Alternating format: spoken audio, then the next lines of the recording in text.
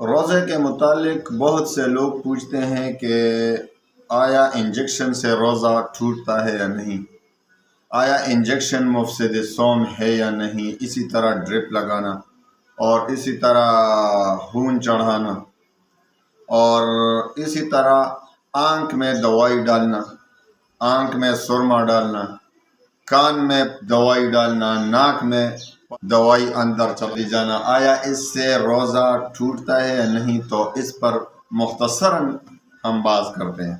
سب سے پہلے انجیکشن کی بات کرتے ہیں۔ انجیکشن کے ذریعے روزہ نہیں ٹوٹتا۔ کیوں؟ بعض لوگ سوال کرتے ہیں کہ اندر دوائی چلی جاتی ہے، کیونکہ پیشاب میں بھی اس کے اثرات، دوائی کے اثرات موجود ہوتے ہیں۔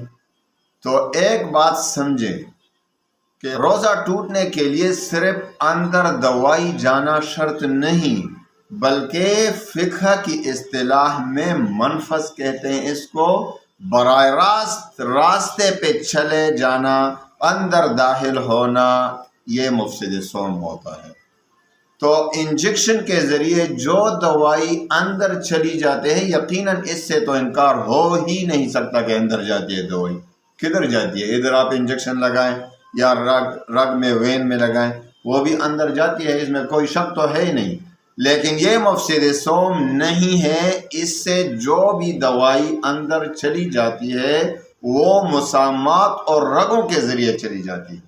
روزہ ٹوٹنے کے لیے منافذ کے ذریعے جو دوائی یا جو بھی چیز اندر چلی جاتی ہے، داخل ہو جاتی ہے، وہ مفسد صوم ہوتا ہے۔ اسی لیے فقہا نے صرف دو قسم کے زخموں پر دوا ڈالنے کو مفسد صوم قرار دیا ہے، وہ ایک عامہ اور ایک جائفہ۔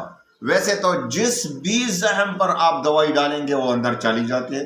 آپ مالش کی دوائی لے لیں، ادھر مالش کریں تو اندر نہیں جاتا، درد کو سکون کیوں مل جاتا ہے، وہ اندر چلی جاتے ہیں، لیکن منفذ کے ذریعے تو نہیں جاتا نا، وہ مسامات کے ذریعے سے جاتا ہے، رگوں کے ذریعے۔ تو ایک عامہ زخم جو سر میں پیدا ہو اور دماغ تک پہنچ جائے، اتنا گہرا ہو کہ دماغ تک پہنچ جائے، تو یہ ایک براہ راست منفذ بن جاتا ہے۔ آپ جب اس پر دوائی ڈالیں تو وہ براہ راست دماغ میں پہنچ جاتی ہے، اس کو عامہ کہتے ہیں۔ تو ظاہر ہے وہ مفسد صوم ہے، اس سے روزہ ٹوٹ جائے گا آپ کا۔ اسی طرح ایک زخم جائفہ ہوتا ہے۔ جائفہ فقہا اس زخم کو کہتے ہیں جو پیٹ میں پیدا ہو اور وہ اتنا گہرا ہو کہ اس پر دوائی ڈالنے سے وہ براہ راست معدہ تک پہنچ جاتا ہو، تو یہ ایک طرح کا منفذ پیدا ہوا۔ تو اس میں دوائی ڈالیں گے تو وہ دوائی براہ راست مسامات کے ذریعے سے نہیں جائے گی، رگوں کے ذریعے سے نہیں، بلکہ ڈائریکٹ بلا واسطہ وہ معدے تک پہنچے گا، تو اس سے روزہ ٹوٹ جائے گا۔ اور جو انجیکشن کے ذریعے جو دوائی جاتی ہیں، آپ انجیکشن گوشت کا لگائیں یا رگ میں لگائیں، وہ مسامات اور رگوں کے ذریعے سے پہنچتا ہے جسم میں، تو وہ مفسد صوم نہیں، اس سے روزے پر کوئی اثر نہیں پڑے گا۔ اسی طرح ڈرپ بھی لگائیں، ضرورت ہو تو ڈرپ بھی لگا سکتے ہیں، ویسے طاقت کے لیے نہ لگائیں، مکروہ ہوگا، پھر بھی روزہ نہیں ٹوٹے گا۔ لیکن ویسے طاقت کے لیے، جسم کو طاقت پہنچانے کے لیے آپ روزہ، بہت پیاس لگی ہے، بھوک لگی ہے، آپ کہتے ہیں چلو طاقت کا ڈرپ لگاؤ، تو روزہ تو آپ کا پھر بھی نہیں ٹوٹے گا، لیکن پھر یہ ہے کہ مکروہ ہوگا، کراہیت سے خالی نہیں، روزہ ٹوٹے گا نہیں۔ تو طاقت کے لیے نہ لگائیں۔ ہاں، آپ کا بی پی لو ہو جائے، بلڈ پریشر لو ہو جائے، آپ کو ڈرپ کی ضرورت ہو، بے شک لگائیں۔ علماء کہتے ہیں کہ جب تک بیماری کا علاج انجیکشن یا ڈرپ وغیرہ سے ہو سکتا ہو تو روزہ توڑنے کی اجازت نہیں، انجیکشن سے کام چلائیں۔ گولیاں کھانے کی ضرورت نہ ہو، مجبوری نہ ہو تو انجیکشن سے کام چلائیں، روزہ نہ توڑیں۔ تو اس سے روزے پر کوئی اثر نہیں پڑے گا، اور اسی طرح اگر آپ خون چڑھائیں، یا جس سے خون نکلوائیں تو اس سے تو ظاہر ہے کچھ نہیں ہوگا اس سے تو، لیکن جس کو خون چڑھائیں تو اس کا طریقہ بھی وہی ہے کہ وہ رگوں کے ذریعے سے اندر جائے گا، اور اس سے روزے پر کوئی اثر نہیں پڑے گا، آپ کا روزہ انشاءاللہ بدستور قائم رہے گا، آپ کا روزہ نہیں ٹوٹے گا۔ دوسری بات، قے، الٹیاں، اگر الٹیاں آ جائیں، قے ہو جائے اور خود بخود ہو جائے تو اس سے روزے پر کوئی اثر نہیں پڑے گا، بشرط یہ کہ وہ الٹیاں وہ آپ واپس نگل نہ لیں۔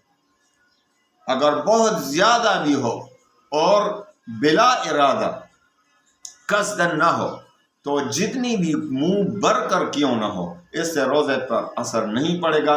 ہاں اگر قصدن ہو، بالارادہ قصدن آپ کبھی انگلی ڈال دیتے ہیں منہ میں کہ کروں، تو کہ ہو جانا قصدن اگر ہو تو منہ بھر کر ہو تو اس سے پھر روزہ ٹوٹے گا، قضا واجب ہے۔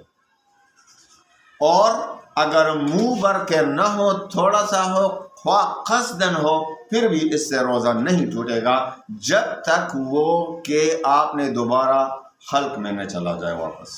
تو منہ بھر کر کے ہو اور بالارادہ ہو، قصدن ہو، تو اس سے روزہ ٹوٹے گا، ورنہ نہیں ٹوٹے گا۔ اور اس کے علاوہ آنکھ میں دوائی ڈالنا یا سرما ڈالنا، آنکھ میں آپ خواہ آنکھ کے پیچھے ایسا کوئی منفذ موجود نہیں کہ براہ راست دماغ تک جو ہے دوائی پہنچ جائے یا سرما پہنچ جائے۔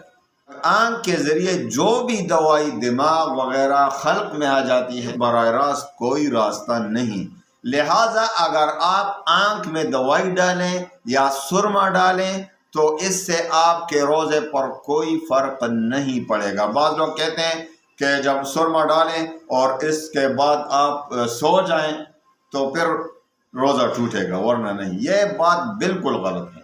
آپ خواہ سو جائیں یا نہ سوئیں، روزے پر کوئی اثر نہیں ہوگا۔ آپ نے اگر سرما ڈالا، دوائی ڈالی اور اس کے اثرات، اس دوائی کے اثرات آپ کے تھوک میں نظر آئے، آپ نے تھوکا، اس میں سرمے کے اثرات یا دوائی کے اثرات خوب نظر آ رہے ہیں، تو پھر بھی آپ کے روزے پر کوئی اثر نہیں پڑے گا، اس سے روزہ نہیں ٹوٹتا، نہ مکروہ ہوتا ہے، کچھ بھی نہیں ہوتا۔ اس کے علاوہ کان میں دوائی ڈالنا مفسد صوم ہے۔ اگرچہ اس میں بہت تفصیلات ہیں کان میں، لیکن کان میں دوا ڈالنا صحیح بات یہ ہے کہ کان میں اگر پانی چلا جائے تو اس سے روزہ نہیں ٹوٹے گا، لیکن اگر دوائی چلی جائے تو دوائی ڈال دی، خطرے ڈال دیے، تو اس سے آپ کا روزہ ٹوٹ جائے گا۔